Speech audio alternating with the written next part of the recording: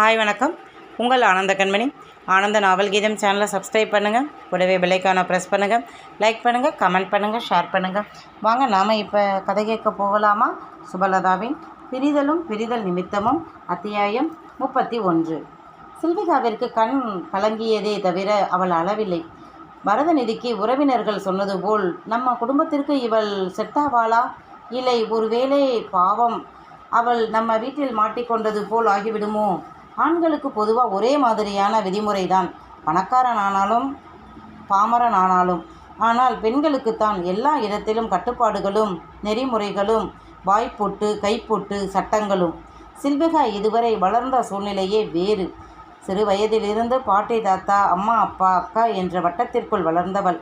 படிக்கும் காலத்தில் கூட தூவிகா படித்த பெரிய படிப்பிற்கு அதிக முக்கியத்துவம் கொடுக்கக்கூடிய பள்ளியில் படிக்கலை. சிறு வயதில் அங்கே படித்தாலும் அங்கே உள்ள கட்டுப்பாடு சட்டதிட்டங்களுக்கு பயந்து வேறு ஒரு பள்ளியில்தான் படித்தாள். மற்றவர்கள் பிஸியாக இருந்ததால் பாட்டியிடமும் வேலையாட்கள் அக்கா இவர்களுடன் தான் இருந்தாள். ஏதேதோ நினைத்தபடி அவள் குப்புறப்படுத்து தலையை மறுபுறம் திருப்பி கொண்டு படுத்திருந்தாள். பரதநிதிக்கு சற்று பாவமாக இருந்தது.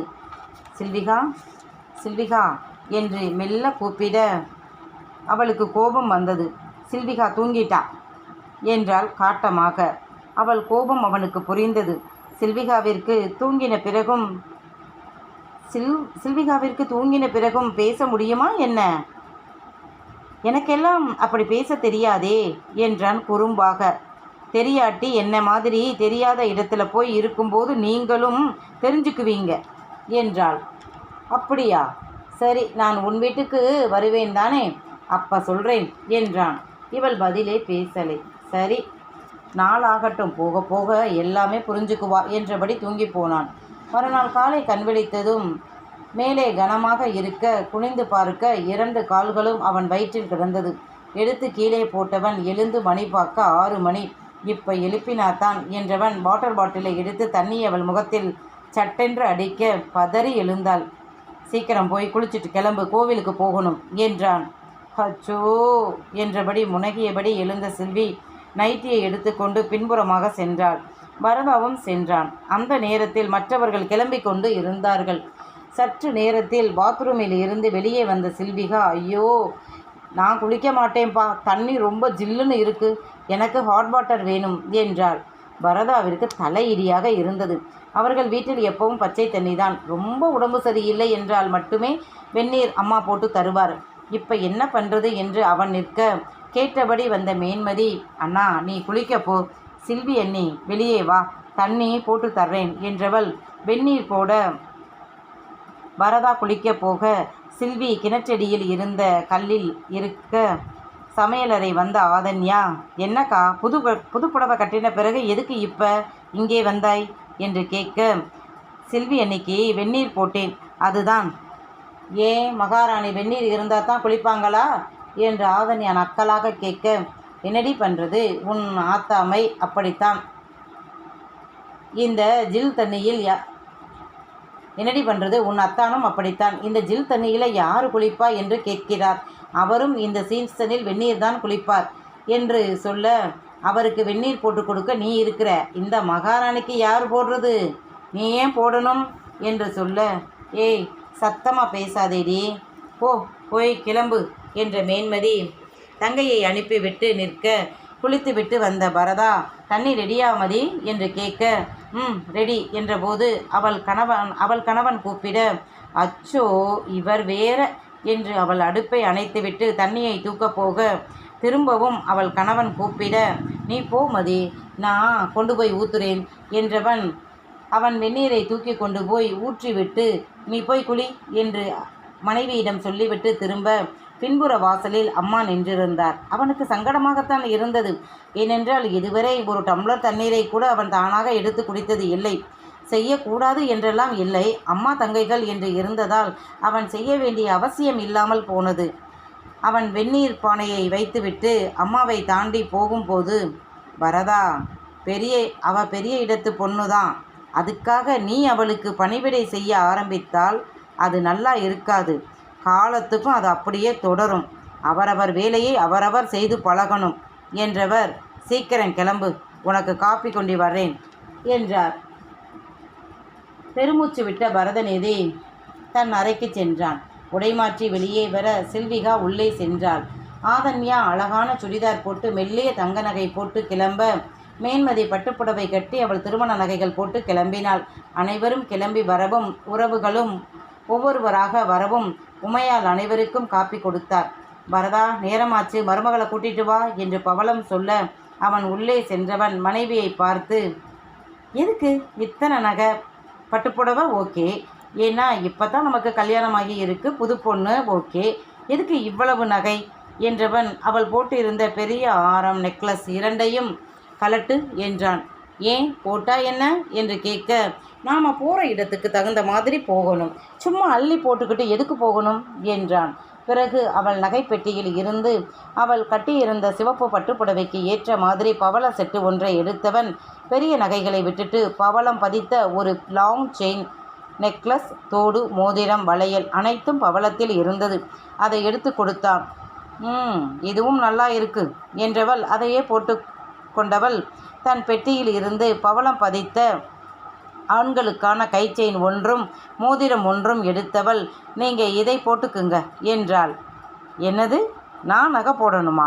எனக்கு பிடிக்காது என்றான். ஏன், நீங்கள் செலக்ட் பண்ணி தந்ததை நான் போட்டேன் தானே, இப்போ நீங்கள் நான் தரதை போட்டுக்குங்க என்றாள். வேண்டாம், எனக்கு நகை போட்டுக்கிற ஆண்களை கண்டாலே பிடிக்காது, என்னையே போட சொல்கிற? அப்போ நானும் இதை போட மாட்டேன் என்று அவள் அடம் பிடிக்க, ரொம்ப நல்லது, சும்மா வா, கழுத்தில் கிடக்கிற தாலி கயிறு மட்டும் போதும் என்றான். என்னது, ஒன்றுமே போடாமலா என்று அவள் அதிர்ந்து பார்க்க, ஏன் இப்படி அதிர்ந்து பார்க்குற? இதுவே போதும், வா என்றான். அவனை முறைத்து பார்த்த சில்விகா அவனுக்கு கொடுத்ததை வைத்துவிட்டு கிளம்பினாள். அவள் வெளியே வர, மேன்மதி, யூ லுக் வெரி பியூட்டி, ரொம்ப அழகாக இருக்காய் அண்ணி, நீ கட்டி இருக்கும் சேலைக்கு இந்த நகை ரொம்ப பொருத்தமாக இருக்குது, நல்லா அழகாக செலக்ட் பண்ணி நகை போட்டிருக்கிறாய் என்று சொல்ல, அதுவரை தான் போட எடுத்த நகையை வேண்டாம் என தடுத்ததற்காக உம்மென்று வந்த சில்விகா மேன்மதி சொன்னதை கேட்டு, நிஜமாவா அண்ணே, எனக்கு இந்த ட்ரெஸ் நகை எல்லாம் நல்லா இருக்கா என்று அவளை ஆர்வமாக பார்த்து கேட்க, ஆமாம் ரொம்ப நல்லா இருக்கு என்று மேன்மதி சொல்ல, உங்கள் அண்ணா தான் செலக்ட் பண்ணி கொடுத்தார் என்றால் பெருமையாக. நிஜமாவா என்று மேன்மதி ஆச்சரியப்பட, பரதநிதிக்கு சங்கடமாக போய்விட்டது.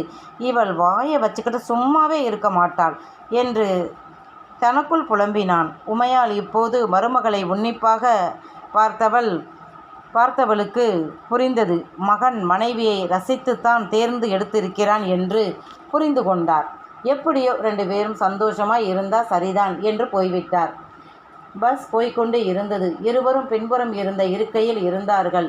இன்றுதான் இத்தனை நெருக்கமாக அமர்ந்தார்கள். பாட்டு ஓடிக்கொண்டு இருந்தது. அவரவர் தனித்தனியாக பேசிக்கொண்டு இருந்தார்கள். சில்விகா சற்று நேரம் வெளியே வேடிக்கை பார்த்து கொண்டு வந்தவள் திரும்பி கணவனை பார்த்தாள். அவன் ஃபோனில் ஏதோ வாட்ஸ்அப்பில் மெசேஜ் அனுப்பி கொண்டு இருந்தான். பக்கத்தில் புது மனைவி இருக்கும் நினைவே அவனுக்கு இல்லை. இன்று இரவு அவன் சென்னை கிளம்புகிறான். சற்று நேரத்தில் கோவில் வந்துவிட்டது. இறங்கி சென்றார்கள். காலை டிஃபன் கோவிலுக்கே ஹோட்டலில் இருந்து வந்தது. அனைவரும் சாப்பிட்டார்கள். உமையாலும் பவளமும் பொங்கல் வைக்கவும் சாமி கும்பிடவும் வேண்டிய வேலைகளை செய்தார்கள். மேன்மதியும் ஆதன்யாவும் உதவினார்கள். அதை பார்த்த பரதநிதி, சில்விகா, போய் மதி கூட அம்மாவுக்கு உதவி செய், இதெல்லாம் நீதான் இனிமேல் செய்யணும், இப்பவே பழகிக்க என்றான். இவளும் போய் நின்றாள். ஆனால் சற்று நேரத்தில் அழுது கொண்டே வந்தாள். அவள் போட்டு இருந்த மேக்கப் எல்லாம் அவள் கண்ணீரில் கரைந்து கண் இமைகள் வீங்கி தடித்து கண்ணீர் கரை படிந்து அவள் முகமே அலங்கோலமாக இருக்க, அவளை பார்த்த ஆதன்யா, அம்மா, உங்கள் ஆசை மருமகளை பாருங்க, மேக்கப் எல்லாம் கலைந்து பார்க்கவே பயங்கரமாக இருக்குது. பவன், ஒரு ஃபோட்டோ எடு உங்கள் அண்ணியை, நம்ம வீட்டுக்கு முன்னால் திருஷ்டி பொம்மைக்கு பதிலாக வைக்கலாம் என்று சொல்லி சிரிக்க, ஆது என்று பவளம் சின்ன மகளை அதட்டியவர், இது என்ன பேச்சு அண்ணி? அண்ணி என்ற மரியாதை இல்லாமல் பாப்பாவுக்கு இது எல்லாம் புதுசு. ஏன் நீயே தள்ளித்தானே நிற்கிற? எங்கே நீ வந்து அடுப்பு எரிக்க வேண்டியது தானே? அவங்களுக்கு தானே புதுசாக கல்யாணமாகி இருக்கு. அவங்க தான் புது மருமக. அவங்க தான் உண்மையில் பொங்கல் வைக்கணும். இங்கே பார்த்தால் அம்மா தான் வைக்கிறாங்க. இவங்க பானையை வைத்துவிட்டு போதாததற்கு இப்படி கண்ணீர் வேற வடிக்கிறாங்க. சொன்னால் என்னை ஏன்பா திட்டுறீங்க என்று ஆதன்யா சொல்ல, நம்ம வீட்டு பெண் பாப்பா, நீயே கேலி செய்து சிரிக்கலாமா என்று அவர் கோபமாக கேட்க, என்னங்க அண்ணியும் நாத்தனாரும் கேலி பண்ணுற முறை தானேங்க, இதையே நீங்கள் பெருசுபடுத்துறீங்க என்று உமையால் கணவரை அடக்க, என்னமோ போங்க என்று அவர், பால் பொங்கிடுச்சு, கிடாய் வெட்டணும், பவன் போய் கிடாயை கொண்டு வர சொல்லு, வரதா நம்ம பங்காளி வீட்டாரை கூட்டிக்கிட்டு பூசாரியையும் கூட்டிக்கிட்டு வா என்றார்.